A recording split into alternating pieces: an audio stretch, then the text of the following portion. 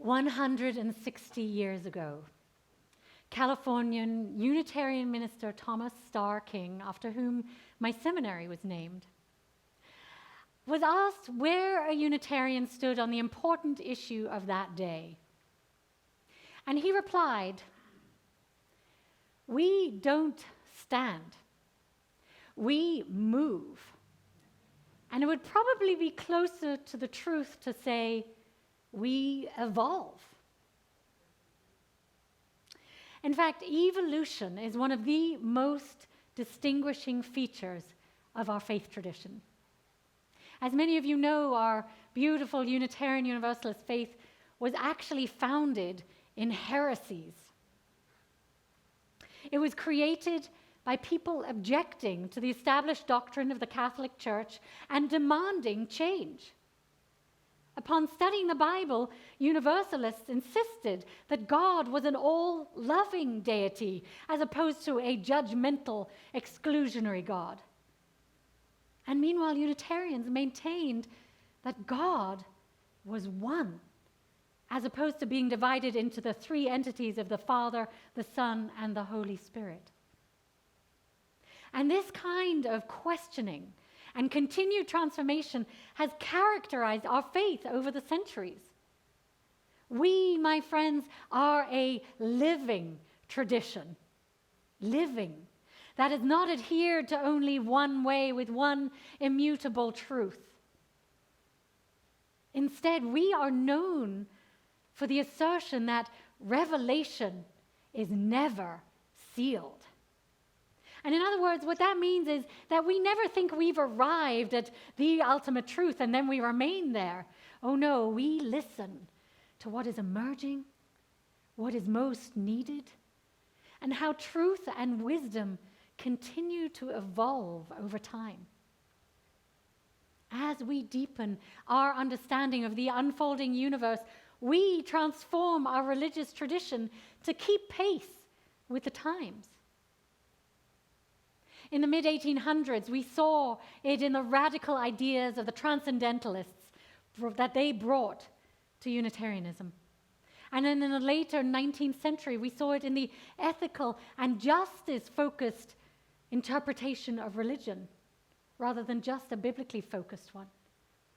And then at the first Parliament of World Religions in 1893, we saw it in the embrace of all world religions as different paths to the divine. And then in the early 1900s, we saw it with some Unitarians' creation of the Humanist Manifesto. So we are continually pushing the bounds of traditional religion, and we are at the forefront of that as a faith. And then in 1961, we saw it again, when the Unitarians and the Universalists decided to come together to form one faith. And during that unification, they developed a set of purposes and objectives as part of what's called the Article 2 of our new Unitarian Universalist Association's bylaws. And these would define who we were and what we stood for. So I want to share with you, because you probably haven't seen these in a while, if ever. Well, some of you have been here that long. I know Thelma will have lived with these for quite a while. Here's the original 1961 version of our purposes and objectives from the time of our merger. And if Sue is online, she will remember these too. So let's have the slide up of these original 1961. The members of the Unitarian Universalist Association, dedicated to the principles of a free faith, unite in seeking, number one, to strengthen one another in a free and disciplined search for truth as the foundation of our religious fellowship. Two, to cherish and spread the universal truths taught by the great prophets and teachers of humanity in every age and tradition, immemorially summarized in the Judeo-Christian heritage as love to God and love to man. Three, to affirm, defend, and promote the supreme worth of every human personality, the dignity of man, and the use of the democratic method in human relationships. Four, to implement our vision of one world by striving for a world community founded on ideals of brotherhood, justice, and peace. Five, to serve the needs of member churches and fellowships, to organize new churches and fellowships and to extend and strengthen liberal religion. And 6, to encourage cooperation with men of goodwill in every land. Forget the women. That's right. Well, did anything strike you about those? Because I certainly was quite struck when I reviewed those. And this was a covenant to which all of our congregations and communities pledged themselves to only 62 years ago. Times have changed, haven't they? Oh, yeah. So thankfully, over the years, as women became more respected and prominent in our denomination, in fact, now we have more women ministers than we do men. So our minds have opened further and further. So they pointed out that much of our early language was sexist and not gender inclusive, and was also limited to the Judeo-Christian tradition. So in 1985, there was a call to adapt and create the 7 principles and 6 sources that we know now. Now, I'm not going to go through them as most of you know them, but those of you who are new here with us, you might wish to just take a quick look at them. And you can find those in the front of our gray hymnal and also on our website. And these 1985 principles and purposes are what our congregation still covenant to today, 38 years later. But my friends, remember I shared with you, and you know that we are a living tradition. So what do all of us who are living do? We evolve, and we must continuously examine whether this articulation is still relevant and inspiring today. So our UUA bylaws actually mandate revisions of our Article 2 every 15 years or so. And we're now at 38 years. And though there have been incremental changes, like changing women and men to people in the second source, and here you see our sources, as well as a concerted effort to add an 8th principle, it's now been 38 years since we've passed any significant revisions to our expression of our faith. So, my friends, hard as it is to change sometimes, if we're to remain a relevant tradition that evolves with the times, as is our history, then we need to look at what this epoch demands of us. Now, we all know we're living in unprecedented and rapidly changing times. And Spencer, you can take that slide down now. Thank you. Especially since the pandemic and with the evolution of artificial intelligence and our swiftly transforming climate, as well as increasing racial and LGBTQIA oppressions. So it is with that background of continual evolution and the world's current demands that we are now re-envisioning the future direction of our denomination. And in 10 days, thousands of UUs will be gathering online and in person, and you can join us there too, at our General Assembly to further define the latest incarnation of our faith document, or as it is known in a very uncatchy way, our Article 2. So Article 2 is the section of the UUA bylaws which talks about the purposes of our faith. And it contains 4 sections: a definition of the purpose of the association, the principles and sources, which you just saw, an inclusion clause, and a freedom of belief clause. And we're now in the middle of a multi-year process that began in 2020 when the board appointed an Article 2 study commission to answer the question of what is the UUA being called to do in these times as we go into the second quarter of the 21st century. And the UUA board charged this study commission to review, change, or reimagine Article 2 to enable our UUA, our member congregations like us, and our covenanted communities to be a relevant and powerful force for spiritual and moral growth, healing, and justice. And let me just say that again: to be a relevant and powerful force for spiritual and moral growth, healing, and justice. Amen. That's quite a call, isn't it? So after 2.5 years of study and conversations with thousands of Unitarian Universalists, including General Assemblies, around 11,000 survey responses, videos that reached almost 8,000 viewers, 45 feedback sessions, and almost 5,000 total participants, the study commission submitted their report and proposal to the UUA board last January. Now, the UUA cautions us that the digital age has shifted our interactions with community and truth. The COVID-19 pandemic has highlighted our interdependence, where individualism falls short. And they say there's a rise in global autocracies and attacks on democratic institutions and climate catastrophe and mass extinctions that threaten the delicate balance of the web of life. And these are just a few of the major struggles of our living tradition that our living tradition must face today and in the future. With the articulation of our shared UU values, we can be better equipped to make values-based decisions in facing these new and evolving realities, the UUA says.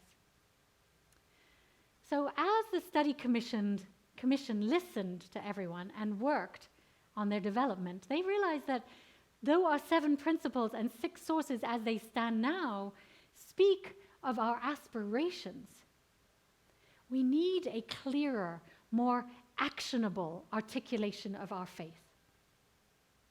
And the other main change is going from a list of specific 6 sources that you saw to a more general, inclusive articulation of our inspirations. And the idea is not to have an exhaustive list of everything that might influence us, because as you know, there are so many new things arising and so many new influences that we find. So they have created a rather more inclusive statement of inspiration that allows for greater diversity. And when presenting their report to the UUA board, they said, we're building on what we've done, preparing ourselves for the future, and it's part of the transformation of our living tradition. Our member, Randall Edwards, would you mind standing for a moment, Randall? Gave a wonderful presentation on all the changes, both to our purpose as a faith, as well as our inclusion and freedom of belief statements. And I invite you to watch the recording of her presentation online, which shows slides, side-by-side comparison of all the changes and is really helpful in understanding it all. And I'm so grateful to you, Randall, for doing that. Those of you who were there, it was excellent, wasn't it? Thank you. And you can find a link to that presentation, if you'd like to go into more detail about all of this, in our news and notes, and I highly recommend watching it. But today I want to focus on the deepening and expansion of our principles to articulating values and covenants, and to show how our 7 principles are actually embedded in this new iteration. So this new iteration is still in draft form. Anyone who wanted to was able to offer proposed amendments over the last 6 months. These amendments are going to be reviewed at a mini assembly on Thursday, June 22nd, which anyone can join virtually or in person. And then the final version will be offered to the General Assembly in the following days. A simple majority of the delegates need to vote in favor of the revision in order for them to be finalized over this coming year. And then they need to be passed by a 2/3 vote at next year's General Assembly, June 2024, which is going to be entirely virtual. So there's no obstacle to participation. And even this year, you can participate in all the business meetings without having to pay, and you can join us here at Chalice and come and watch in community. But the main change is to move from aspiration to action.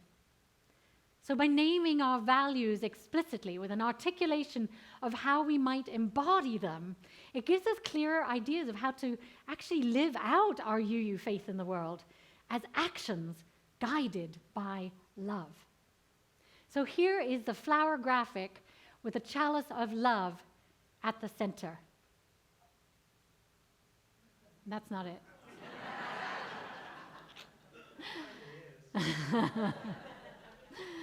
So the study commission was asked what their definition is of this love at the center, and they replied, we mean the type of love known as agape. It is the selfless love of the neighbor, the friend, and even the enemy. It asks for nothing in return. More than a noun, love is a verb. It is creating justice. It is transforming our world. It is being generous of our spirit and resources. It is knowing we are all interdependent. It is upholding everyone's dignity and worthiness. It is celebrating our many differences. It is deeds and not creeds. So the articulation of those values begins with this statement: love is the power that holds us together and is at the center of our shared values. We are accountable to one another for doing the work of living our shared values through the spiritual discipline of love. It is a spiritual discipline, my friends. So inseparable from one another, these shared values are interdependence, pluralism, justice, transformation, generosity, and equity. And each value has a covenant on how we put it into action. So I'm going to share the wording of each value, and you're going to see them in red references to our current 7 principles, as well as elements of the proposed 8th principle. So you'll see all of those embedded in the words for each value. Each value begins with a summary statement in italics and then action statements. So in no particular order, these values are interdependence. We honor the interdependent web of all existence, which you'll remember from our 7th principle. We covenant to cherish Earth and all beings by creating and nurturing relationships of care and respect. With humility and reverence, we acknowledge our place in the great web of life, and we work to repair harm and damaged relationships. Pluralism. We celebrate that we are all sacred beings, diverse in culture, experience, and theology. We covenant to learn from one another in our free and responsible search for truth and meaning. We embrace our differences and commonalities with love, curiosity, and respect. Justice. We work to be diverse, multicultural, beloved communities where all thrive, from the 8th principle. We covenant to dismantle racism and all forms of systemic oppression. We support the use of inclusive democratic processes to make decisions. Transformation. We adapt to the changing world. We covenant to collectively transform and grow spiritually and ethically. Openness to change is fundamental to our Unitarian and Universalist heritages, never complete and never perfect. Generosity. We cultivate a spirit of gratitude and hope. We covenant to freely and compassionately share our faith, presence, and resources. Our generosity connects us to one another in relationships of interdependence and mutuality. And finally, equity. We declare that every person has the right to flourish with inherent dignity and worthiness. We covenant to use our time, wisdom, attention, and money to build and sustain fully accessible and inclusive communities. So this is what's been created so far, and I have to say, the more I read and sit with these, the more they sink in deeply and inspire me and move me to a clearer understanding of who we are and what we do. And this is what we're going to be discussing and voting on at General Assembly. Now, our Chalice delegate voting representatives, if you kindly stand when I speak your name, are Ani and David Barker, Randall Edwards, Pamela Lopez, and Sam Dickerson, and myself. And if after examining these materials closely you have thoughts regarding on how we vote on behalf of Chalice, please write to us at gadelegates@chaliceu.org, or you can speak to any one of us. You can be seated now. And I invite you to go to the Article 2 work in News and Notes and encourage you to inform yourself so that you're really familiar with this whole process of change. And we're also happy to talk with you. And as I mentioned, you can come to Fellowship Hall during General Assembly to be part of joint watch parties and discussions. And General Assembly takes place from Wednesday evening, June 21st, through June 25th. And again, all the business meetings are listed in News and Notes, so you can see when they are.